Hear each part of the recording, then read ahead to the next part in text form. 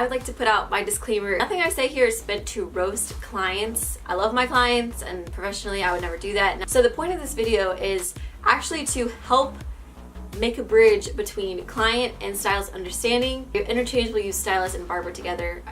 I call myself both of those. But basically, let clients have some insight into what will help barbers versus not help them. And I think a lot of these things are things that clients do because they think helps a barber, or they don't realize that it's making it harder for a barber. I guess we're just gonna get started. So the first thing that I think is the most common problem that I come across, which is you're going in with clippers on the side of someone's head, they start moving their head like with the clippers. And I think they might think this helps you some way, like moving their head with it. But in reality, you're creating more of a problem because we use angles to cut hair.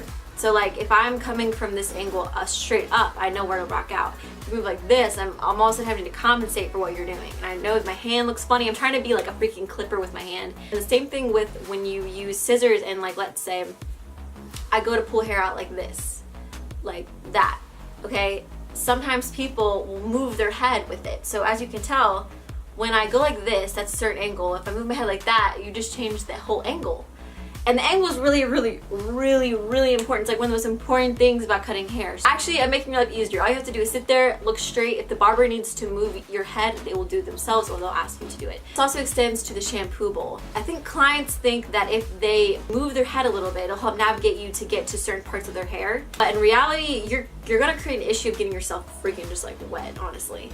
The bowl is there, and the way the bowl is set up is that way the water won't get through like the neck onto you, so you won't leave the salon looking wet. So if you lift your head or you're moving your head a lot, you're creating spaces and gaps for the water to get through there and get you all like soaked basically. It's actually not even helping the stylist because it's gonna make us like be like, oh crap, like they're gonna get wet.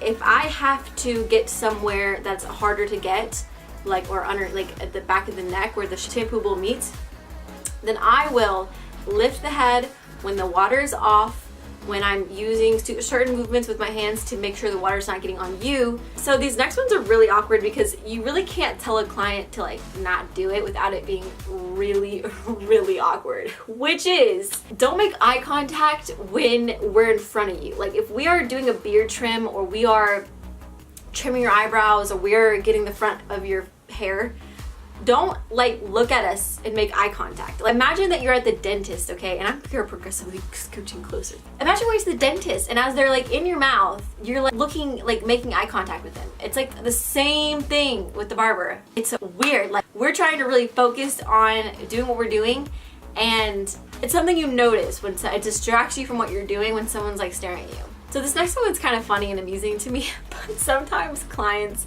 show you a picture for the reference picture for their haircut, and then it's not even at all the cut that they want. And I'm like, this is pretty much the most useless / contradictory thing that you could do. They'll bring in like a picture of like, let's say like a medium bald fade, right?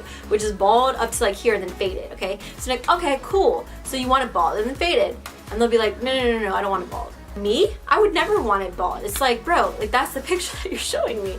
Now, if you have a good stylist, they will make sure that that's what you're trying to say, because a lot of times, like again, you know, as a stylist, a client's not necessarily know how to ask for what they want. So I would still never just look at a picture and then just be like, okay, and I'm just gonna do it. I would still ask you questions to make sure like that's what you want. But if you go to a stylist that doesn't do that, then you could end up with a haircut you weren't wanting. So I recommend to actually look at pictures and imagine them on your head exactly as you see it, and then that's like, is that actually what you want? Again, it's so funny to me that I have to say that because I feel like that's like dirt, but like literally it happens all the time and it's hysterical. So I have to pick apart a picture. I have to look at the picture and be like, okay, do you want this specific thing? Do you want this specific thing? Do you want this specific thing? And then figure it out. When someone's cutting your hair, look at them through the mirror. I will be cutting someone's hair, like let's say I'm like right here and I'm cutting hair. They will literally be like, to look at me, to talk to me. And I'm just like, doing appointments, you only have a certain amount of time, and I am there to do a job. That's not to say, again, that I don't want to talk or get personal with people, but you can do that whilst you're cutting hair, and it's just a more efficient use of the time. That way, if you know by the end you need a little bit extra time, you have it then because you were able to be efficient with your time versus drawing out the whole cutting process because you keep moving and just disrupting whatever they're doing to like look at them. Like you don't need to like look like actually at your stylist. You can just look at them through the mirror, and that will be probably better for the both of you. Just cut down the amount of moving that you do when someone has blades and things like of that nature near your head. So this next thing has to do with, again, beard trims with either, I'm gonna put this as two, chewing gum and talking. So doing a beard trim, imagine you, or just imagine yourself trying to draw a straight line, because you want those things to be sharp, you want that edge to be nice and crisp. Imagine you're trying to draw a line and someone's moving your canvas. They're moving the paper as you're trying to draw a straight line. Like that's really, really hard. Now again, as a barber, it's really awkward to say, can you stop talking? Like while you're doing a beard trim. So you will just kind of be silent in hopes that they'll recognize, okay, this is the time of the appointment that we need to get to this. We need to like really work on this. But a lot of times people won't catch the drift and they'll just keep talking, or they'll be chewing gum. I'm like, bro, you cannot do that. Like you're moving. Like I'm trying to make this nice. Like what are you doing? Now, I'm laughing more because again, it blows my mind that this is something that people don't intuitively know. I've given people some good beard trims while they're talking. That's part of the skill. Like you also have to be really quick at like, you know, getting in there before they move again. It's a lot more work, and it could be a lot easier if the person just didn't move. The next thing that I truly do not understand is why people get mad when I ask them questions about their haircut. Now, there are some people who do not care about what you do to their hair, okay? And if you sit in my chair and you say, Kara, I don't care, do whatever you want, I will do that for you. But if you never said that, most people have a specific vision of how they would like to leave the salon. And I'm just trying to do my job to fine-tune your haircut to make sure it is exactly what you wanted when you leave.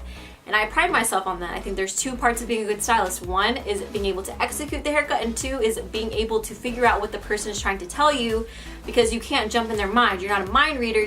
So you have to have that open communication to figure it out what they like. Now, you might be a client who doesn't give a crap about what their sideburns look like, or if the back of their neck is round or square. But I'm gonna ask every client consistently across the board, because there will be the clients that care, and they will be appreciative that I ask to know. You know, unless you're a client that comes a lot and I figured out your hair and we don't need to have the same, obviously, conversations about it. But especially if you're new to me, like I'm going to go down the list of all the things I need to ask you to make sure that you get the haircut that you want. People also think that you don't know what you're doing if you're asking questions, and it's the exact opposite. If someone's not asking you questions and they're just going to town on your hair, that's like a red flag. Now that's not to say I can look at your hair and I can see where the stylist before me was, or what your haircut was before me. But the big but, I'm only meant to know that's exactly what you want this time. If there's nothing additional that you want, that you were happy with that last haircut, like, you know, there's still things to be asked, even though I can get a sense of what your haircut was before. The next thing is a big misconception, which is what a trim is. A trim is only in reference to how much length you're getting off. It has nothing to do with the amount of work that goes into it. So if I go across your hair and, like, let's say that you want a surfer boy cut and you want it all flippy, if I go off and I just take off an inch, okay, that's the same thing as going around and taking off half an inch, because you're doing the same exact movement. You're still pulling the hair out, cutting, pulling the hair out, cutting, pulling the hair out, cutting. Every single square inch of the head, you're gonna do the same amount whether it's an inch off or half inch off. So if you come in and you're like, oh, I just want a little bit more off, and you think that's just a little bit more work, it's not like that. Now, that's not to be confused with me saying that you can't ask, or you should feel guilty about asking for your stylist to go shorter. It's not a problem at all. Totally ask. If you want it shorter, you want it tweaked, you want it significantly shorter, tell them. That is not what I'm saying. But if you come in, some people come in and they kind of have it in their head that they'll just try a bunch of haircuts before they land on the one they want. What they don't understand is, like, you need to come in with a set idea of what you want in your head already established before you sit in my chair. Because it'd be like going to a restaurant, ordering 3 things, making them do all the work of 3 things, and only paying for 1 dish. You know, you should come to a restaurant knowing what you want to eat and only ordering what you want. Now, that's not to say that sometimes you ask for a haircut that you really thought you wanted, but once you get to it, you're like, okay, I want to change this and this, and this is not flattering. Totally fine. And not talking about that as a person myself. If I went somewhere to get my haircut, I'd want them to tweak it for me if I asked for it. This includes fades. So if someone comes in and they ask for a taper fade, and then I do that all, and then they say, oh, can I actually have a low fade? So I have to go back through and fade again. and they say, oh, can I actually have a medium fade, fade again, and each time that we go shorter here, they want to go shorter there. That is like 3 separate haircuts that you're getting serviced, and you're only paying for one. And a lot of times, you know, if you have a large clientele, other people are waiting, and you just spent what someone might have been told was only going to take 15 minutes has now taken like 45.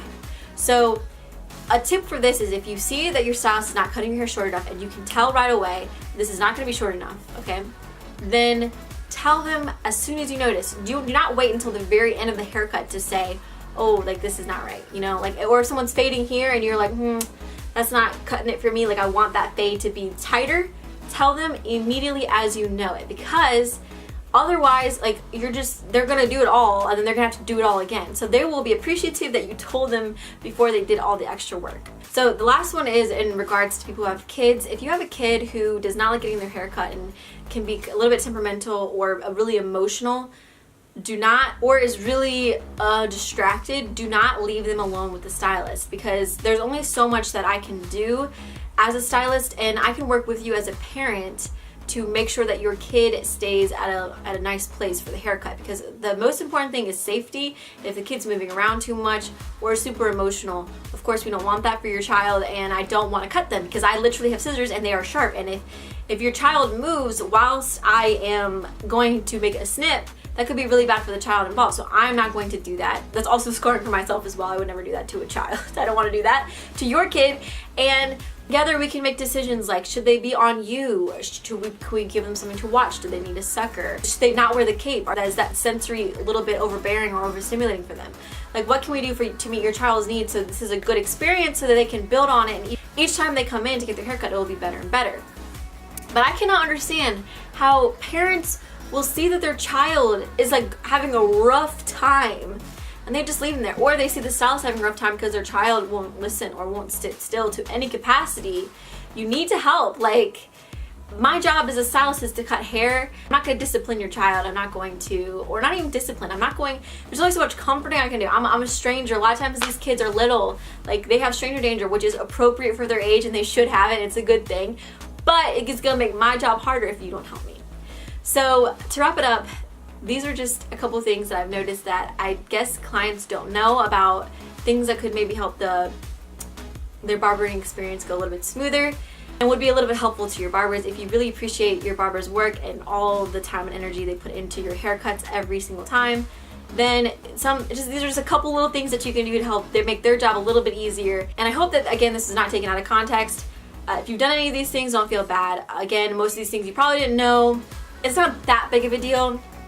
I deal with them all the time. Obviously, it's not a make or breaker for good haircuts or my job experience. So I guess I will see you in my next video. I thought this would be a good video to make because a lot of you guys ask me barbering questions, and when I watch these, I think they're really funny. Okay, please work. Hello? Hey. Hey. We're gonna get Chipotle. Tell me what you want on your bowl. It's not too, like, I can't, how am I spent this, like, it kind of puts you, like, thank you. Yep.